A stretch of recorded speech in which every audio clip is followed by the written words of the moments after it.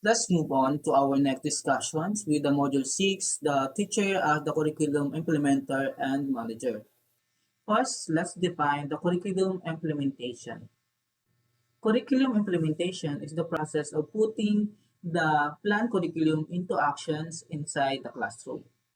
It involves translating written curriculum like objectives, content, and activities into actual teaching experiences through the use of appropriate methods, materials, and assessment. So meaning to say, ang curriculum implementation, it's the actual action na kung saan kung yung written curriculum or planned curriculum na ginawa ng teacher ay i-implement niya or gagawin niya sa loob ng klase sa kanyang mga student. Nakapaloob dito yung mga objectives, content, and also the assessment. May dalawang ginagampanan ng role ang teacher. Ito ay ang pagiging implementer at pagiging manager. So when we say implementer, they put the written curriculum into action by teaching lessons through appropriate methods, materials, and assessment. When we say manager, they organize and manage the curriculum by planning, guiding instruction, and ensuring learning objectives are achieved. Next is the curriculum implementation as a change process. It is putting new or revised curriculum into practice by adjusting teaching methods, materials, and strategies. It involves transformation in the classroom where teachers and students adapt to new ideas, content, and approach to improve learning. Sa curriculum implementation as a change process, yung mga curriculum implemented by the teachers ay yung mga ni-revise o may binago na mga methods, strategies, and content para magkaroon ng or maka-adjust yung teacher and yung students sa mga changes na nangyayari sa curriculum. Curriculum change has 5 categories. First is the substitution, second, alteration, third, restructuring, fourth, perturbation, and lastly, value orientation. When we say substitution, it is replacing one element with another without changing the overall structure. For example, is yung new textbook or tool. So may ginagawa sila, binabago nila yung one element or yung mga new textbook kapag yung mga updated na mga series na kailangan na matutunan or nasa content na i-discuss o ituturo ng teachers. When we say alteration, it is making small improvements or modification in content, methods, and materials. When we say restructuring, it is the major or complete change in curriculum design, goals, or system. So yung from the words itself, restructuring, um, binabago yung structure ng curriculum design, goals, or system. Next is the perturbation. When we say perturbation, it is the temporary or unexpected change caused by external factors. For example, pandemic or emergency. So yung isang common nitong example is yung crisis ngayon sa oil na kung saan mayroong pagbabago or unexpected change sa curriculum natin by the unexpected situation or yung crisis na kung saan ginawang 100% online class yung mode ng education dito sa atin. Last categories is values orientation. It is the change in beliefs, attitudes, or priorities in education. For example, focus on skills or values formation. Next, let's talk about the K-12 curriculum and analysis of curriculum change. The K-12 curriculum in the Philippines is an example of restructuring because it expanded the basic education from 10 to 12 years. It also showed value orientation by focusing on skills, career readiness, and lifelong learning. It improved learning by making lessons more relevant, learner-centered, and aligned with global standards. The addition of senior high school allows students to specialize in academics technical, vocational, sports, or arts track. So, ang K-12 curriculum ay isang curriculum or isang halimbawa ng structuring na kung saan in-expand yung basic education from 10 to 12 years. So, yung simula kinder hanggang grade 12. Kaya siya tinawag na K-12, kinder to grade 12. Ginawa din yung K-12 curriculum para yung mga graduates ng mga senior high school is makasabay sila sa mga sa global standards na kung saan dapat yung mga student na nakagraduate dito sa basic education is dapat nag-attain sila ng 12 years sa basic education.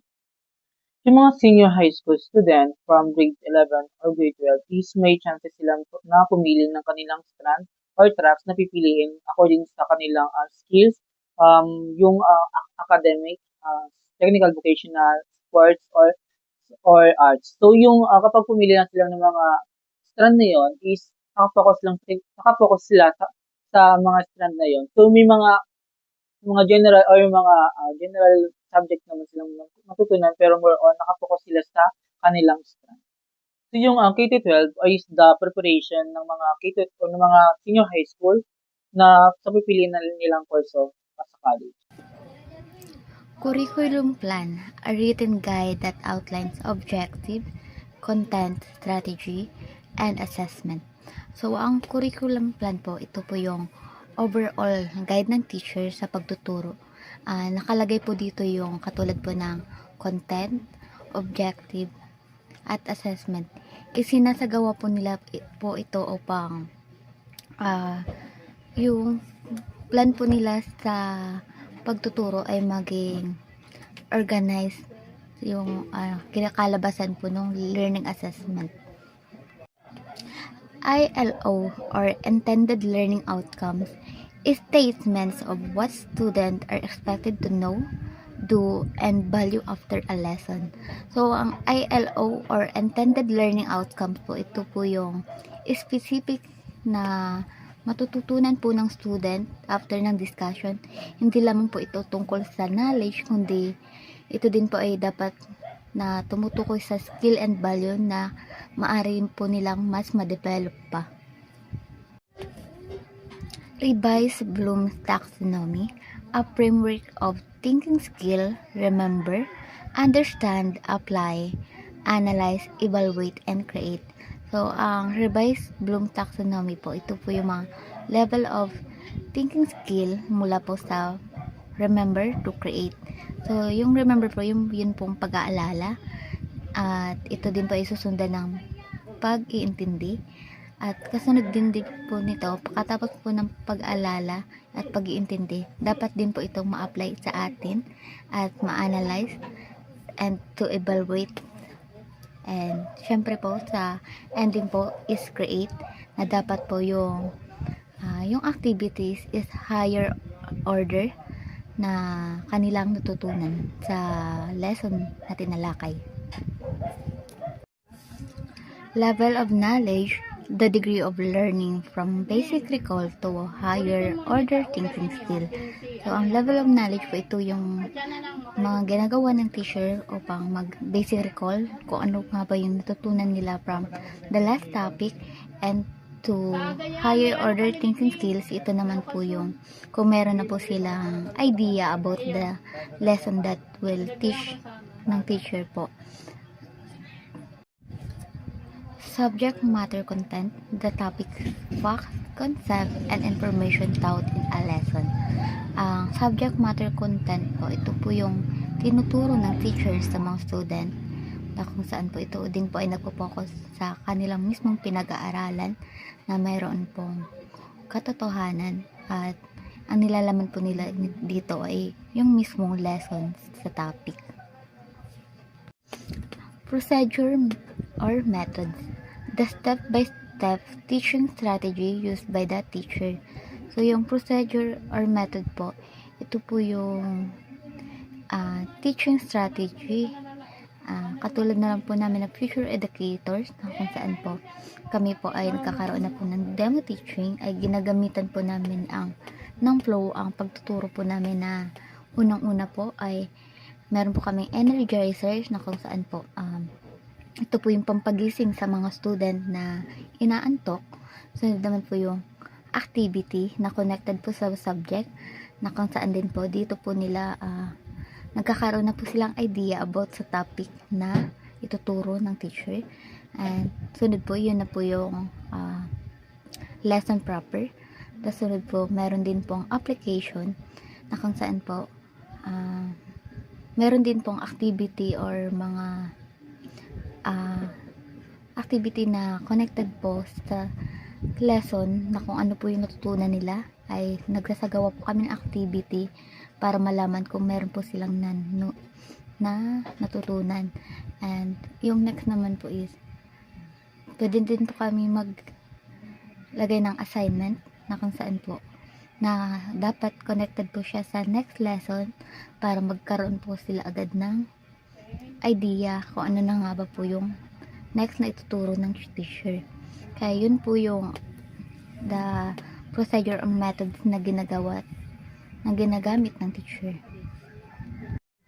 So, ang instructional support materials po, ito po yung tools used in teaching like book, charts, video, and technology. So, yung instructional support materials po, ito po yung mga ginagamit ng teacher sa pagtuturo upang mas lalo pong maging engaging po sa student at mas attractive, na kung saan po mas lalo po silang magaganahan mag-aral sa ituturo nyo pong topic. In case po ng mawalan po ng kuryente, meron po tayong instructional support material, lalong-lalo na po sa panahon ngayon na more on technology po yung pagtuturo, na ginagamitan po ng PPT.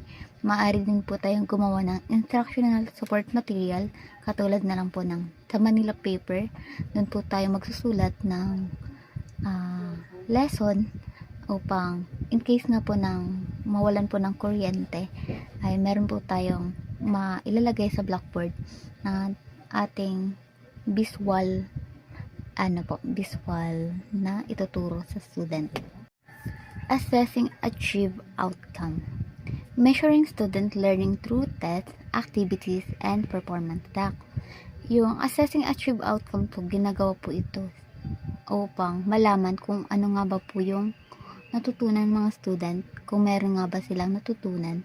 Ito po ay ginagamitan po nilang maaring pwede po tayo magkaroon ng test, activity, or performance task, na kung saan po ito po yung magbe-base kung meron nga po silang natutunan or kung hanggang ano lang po yung natutunan nila, kung gaano po ka-level.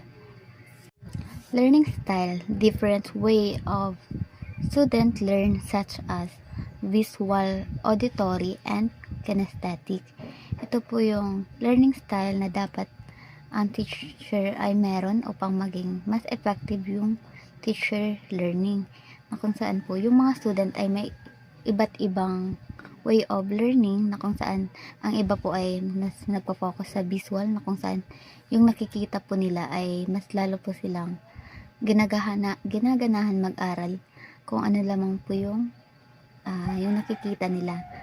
Maari din po yun sa pakikinig, the way the teacher speak, and yung component of a teaching plan, objective, content, material, procedure, and assessment. Ito po yung mga pangunahing bahagi po ng lesson plan, kung saan po lahat ito ay nagtutulong-tulungan upang mas maging effective ang teaching method.